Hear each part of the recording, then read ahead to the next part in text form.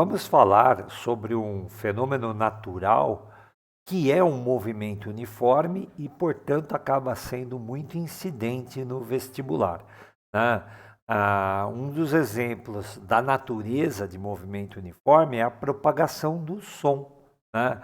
O som se propaga em um meio homogêneo e isotrópico com a velocidade constante, por isso que ele é, né, considerado, na sua propagação, movimento uniforme. Vamos dar uma olhada nisso? Então, o movimento uniforme, falando especificamente aí sobre som. Eu vou pegar um alto-falante, esse alto-falante ele está no ar, né?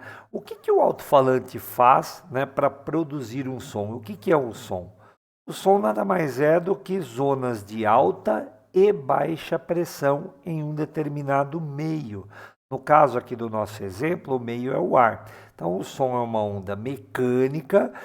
Mecânica significa que ele precisa de um meio material para existir, né? Se não existir esse meio material, uma onda mecânica não existe, o som não existe, e ele é formado por zonas de alta e baixa pressão.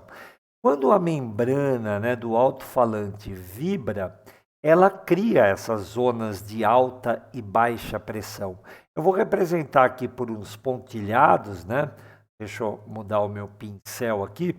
Vou representar por uns pontilhados as zonas de alta e de baixa pressão. Olha só aqui, quer ver, por exemplo? Né? Assim, ó. Então, essa daqui, vamos dizer, é uma zona de alta pressão. Quando a membrana do alto-falante vibra, ela também, né, deixa zonas de baixa pressão. As zonas de baixa pressão eu estou representando aqui por vazio.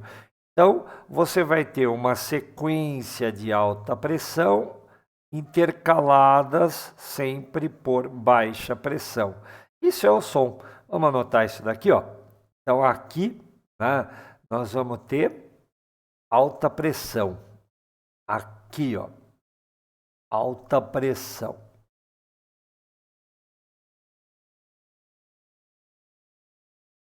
Alta pressão.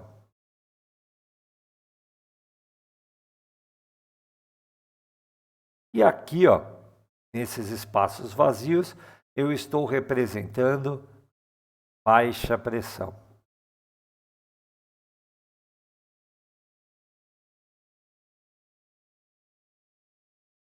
Acontece, né, que essas altas e baixas pressões, elas se propagam numa determinada direção. E é aqui que entra o estudo de cinemática da propagação do som. Esta velocidade de propagação aqui para meios homogêneos e isotrópicos, essa velocidade aqui, ela é constante, né? E é por isso que fica bacana e é por isso que fica muito incidente no vestibular. Você quer ter ideia de algumas velocidades de som, né? A gente tem, né, velocidade do som em diversos meios de propagação. Por exemplo, no ar, a velocidade de propagação no ar é 340 metros por segundo. E esse valor, obviamente, ele vai depender da pressão atmosférica, da densidade do ar, portanto, acaba também dependendo da temperatura, né? São os principais valores que influenciam na velocidade do som em um determinado meio. Mas olha, perceba, né? Na borracha, o som se propaga de forma muito mais lenta. Já no chumbo, né, que tem um agrupamento de moléculas muito grande, o som vai se propagar a 1.200 metros por segundo.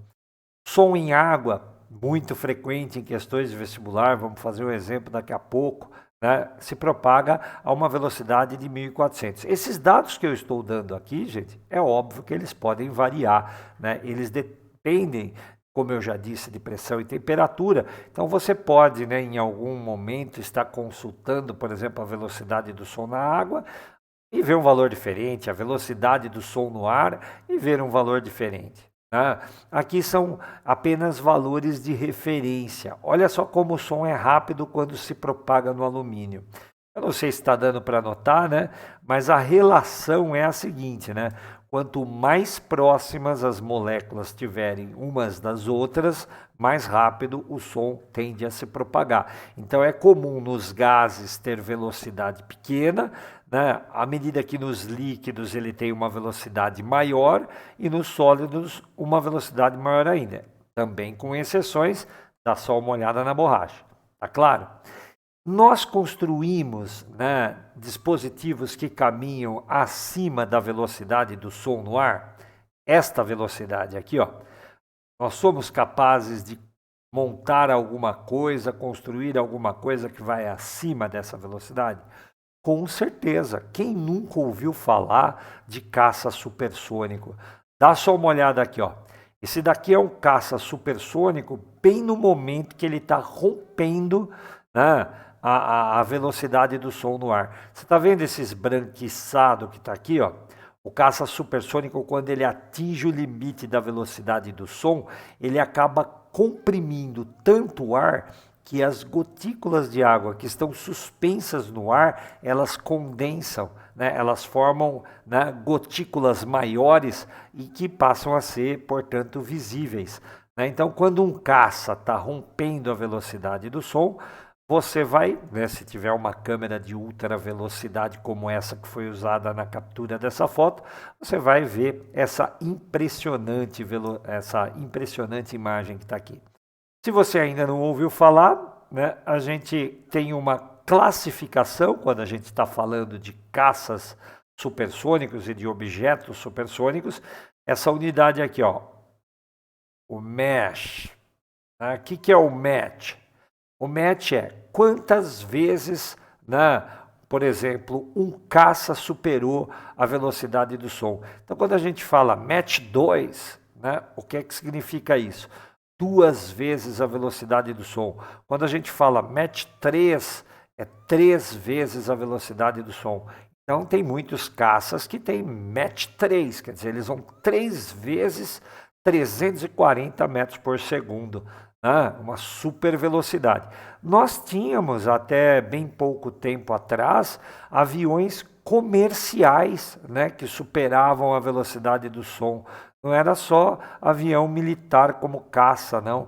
A gente tinha um avião comercial, né, que tinha essa capacidade, né, mas o pessoal desistiu desse tipo de coisa porque acaba sendo muito caro, transportava poucos passageiros e o voo acabava ficando inviável economicamente. Estou falando do avião Concorde, né, um avião que voava, né, acima da velocidade do som. Gente, um dos fenômenos bem legal, né, que também é bem frequente no vestibular, é o fenômeno do eco. E o que vem a ser, né, o eco? Quando a gente está falando em termos de som. Todo mundo já sabe o que é o eco, né? Aquela coisa de você estar diante de um obstáculo, produzir um som, o som vai lá, bate nesse obstáculo, né? É refletido e volta. Para seres humanos normais, né, um valor padrão para entender o que é eco é esse daqui, ó, 1/10 de segundo. Esse daqui é o limite, né, dos seres humanos. Nós não somos capazes de distinguir sons quando eles chegam no nosso ouvido abaixo, né, de um intervalo de tempo de 1/10 de segundo. Então, quando o som acaba chegando num intervalo de tempo, né, 2 sons distintos acabam chegando no intervalo de tempo maior do que 1/10 de segundo, meu ouvido é capaz de distinguir um som do outro. E aí a gente tem o chamado eco. Vamos entender melhor isso? Então, para entender melhor isso, eu vou colocar aqui, né, uma pessoa, né, aqui uma pessoa, e ela vai produzir um som.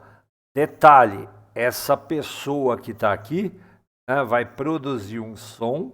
E aqui na frente, ó, aqui na frente nós temos um anteparo, uma parede, por exemplo, né? Então nós temos um anteparo. O que é que vai acontecer aqui nessa situação, né?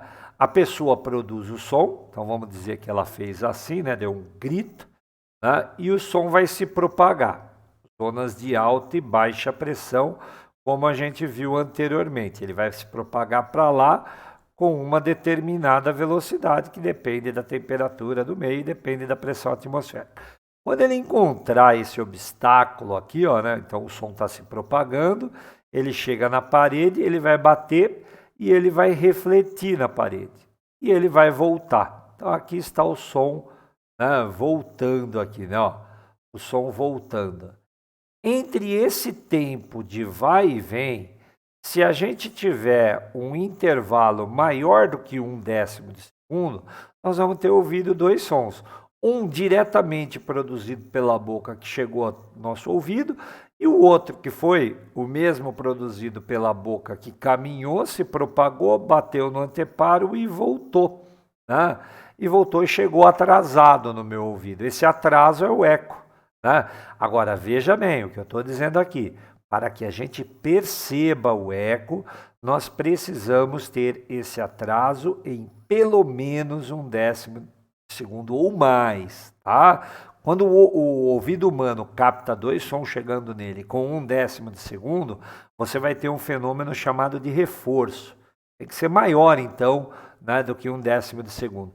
Quando o intervalo de tempo é menor do que 1/10 de segundo, aí você tem uma bagunça sonora que a gente chama de reverberação. Então, para eco, né, vamos matar logo essa questão. Para eco, né, o intervalo de tempo para seres humanos tem que ser maior do que 1/10 de segundo.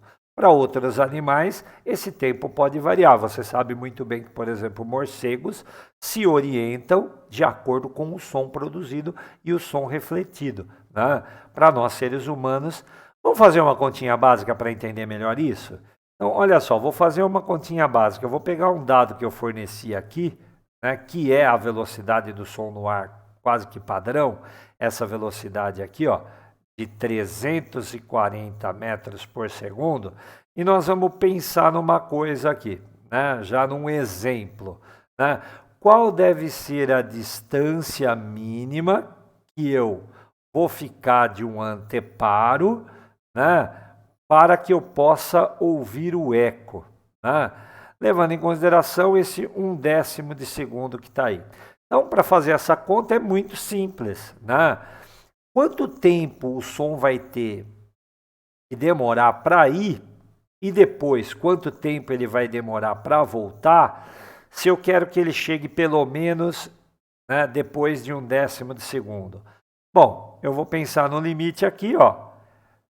Velocidade, né, constante, ele vai demorar o mesmo tempo para ir e o mesmo tempo para voltar. Ou seja, o tempo de ida tem que ser, né, 0,05 segundos. E o tempo de volta tem que ser outros 0,05 segundos. Por quê? Porque esse tempo de ida mais esse tempo de volta está dando o limite, né, 1/10 de segundo. Agora, fazendo uma conta bem rápida, ó, né, ΔS vai ser igual a velocidade vezes o tempo.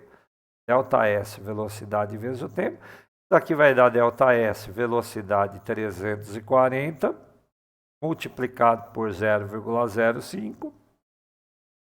0,5. Isso daqui vai dar uma distância, uma distância de 17 metros, pelo menos, tá? Então aqui no caso, né, sendo corretíssimo, você vai falar assim, ó, tem que ser maior que 17 metros, senão eu não ouço eco, né? Porque sendo maior que 17, aqui vai ser maior que 0,5, maior que 0,5 e o ΔT entre a produção do som e o recebimento da reflexão do mesmo pulso será maior que 1/10 de segundo. Você está entendendo? Olha, uma situação interessante que eu costumo dizer, né? A gente pode fazer uso disso, olha só em que situação legal aqui, né? Estou desenhando aqui o oceano, estou desenhando aqui um barco de pesca nesse oceano, né? Se o barco estiver bem equipado, o que ele vai ter, né? Olha só o meu barco aqui, ó, né? O que ele vai ter se ele estiver bem equipado, né? Se ele estiver bem equipado, ele vai ter um sonar. E o que é o sonar? É um dispositivo que fica aqui, né, e que produz um som. Esse som se propaga, ele encontra, né, um obstáculo, por exemplo, o fundo do mar, que está aqui, e quando ele se depara com esse obstáculo, né, o som é refletido. Então, além de produzir um som, o sonar tem um outro dispositivo que capta, né, o som refletido. E aqui, com uma continha bem fácil, né, a gente consegue determinar a profundeza, né, do solo, por exemplo, do oceano.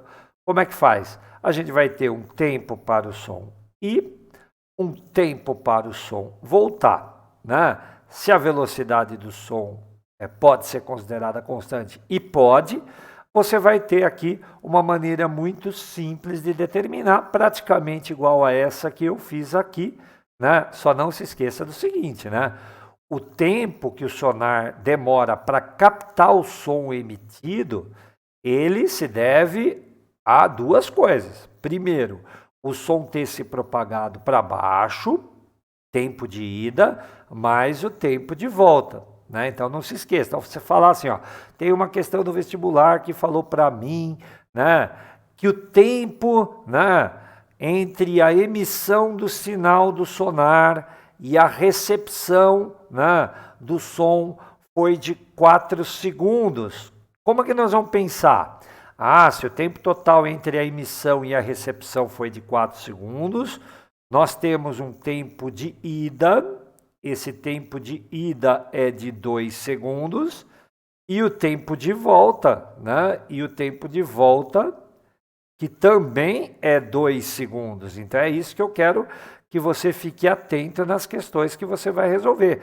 Então, para determinar a profundeza, vamos pegar um dado que eu mencionei aqui, ó. O ΔS, né, da profundeza, ele será a velocidade vezes o tempo. Então, a distância que o fundo está será, né, vamos imaginar esse dado que está aqui, 1.400, né, metros por segundo. Não vou fazer vezes 4, não. Eu vou fazer vezes 2. Então, a profundeza estará a 2.800 metros de distância. Está claro para você? Está claro também a importância do eco? Nós avançamos muito nessa tecnologia, viu, gente? Nós utilizamos eco com múltiplos sensores para formar imagens. Quem não sabe do eco, da ecografia que se faz quando você tem uma pessoa gestante. Essa ecografia ela está tão sofisticada atualmente, com múltiplos sensores, que você é capaz de traduzir esses tempos em uma imagem e ver a superfície, ver o rostinho do bebê e tudo mais. Então é isso, movimento uniforme, né? Falando um pouco do som. Espero que você tenha gostado, espero que você tenha entendido.